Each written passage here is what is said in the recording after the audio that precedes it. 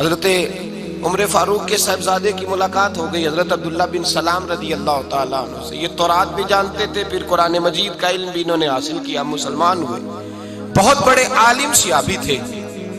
تو حضرت عمر فاروق کے بیٹے سے فرمانے لگے تو کفل جہنم کا بیٹا ہے۔ وہ دوڑے گئے اپنے ابا جی کے پاس شکایت لے کے کہ ابا جی وہ تو آپ کو دوزخ کے دروازے کا تالا کہہ رہے ہیں جناب عبداللہ بن سلام۔ تو سیدنا عمر نے مسکرانا شروع کر دیا، فرمایا اسے کیا لکھ کے دے، اسے کہہ دو لکھ کے دے دے۔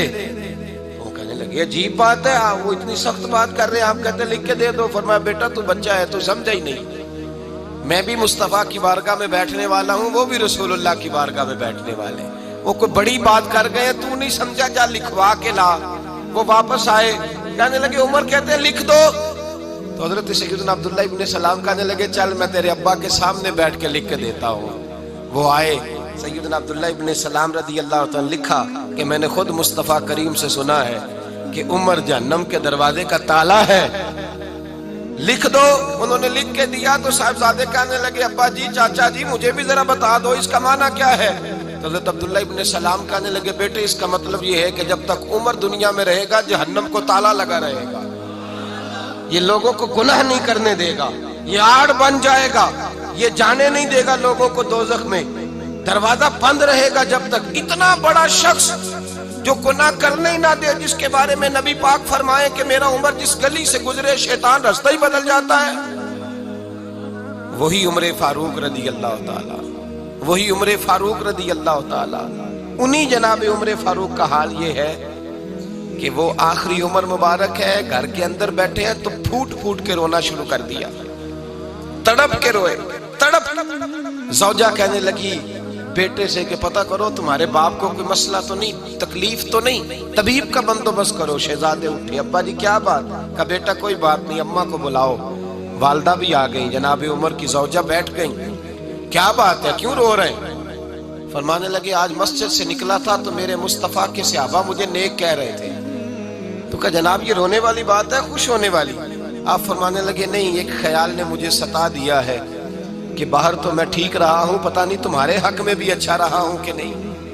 زوجہ سے کہنے لگے پتہ نہیں تیرے بھی حقوق ادا ہوئے کہ نہیں، تیری وجہ سے نہ الجھ جاؤں، بیٹے کی وجہ سے نہ الجھ جاؤں۔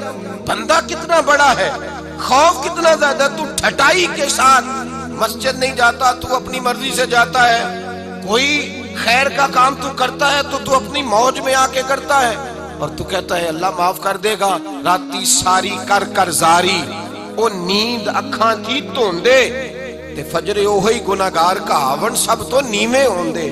وہ ساری رات نماز پڑھتے ہیں، والذین یبیتون لربہم سجدا وقیاما والذین یقولون ربنا اصرف عنا عذاب جہنم ان عذابہا کان غراما۔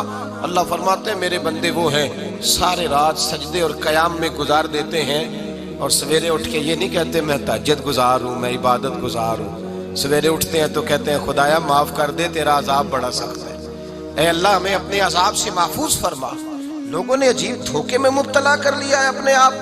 حضرت عمر رونے لگے، بیوی سے کہنے لگے معاف کر دے، ڈر آتا ہے، اللہ کے حضور حساب دینا ہے۔